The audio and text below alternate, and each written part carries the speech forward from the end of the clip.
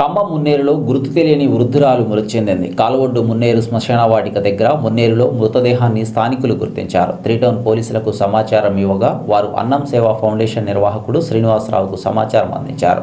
మృతదేహం వద్ద ఎలాంటి ఆధారాలు లభించకపోవడంతో పోలీసుల సహకారంతో ఫౌండేషన్ సిబ్బంది మార్చురీకి తరలించారు. ఘటనపై పోలీసులు దర్యాప్తు చేస్తున్నారు.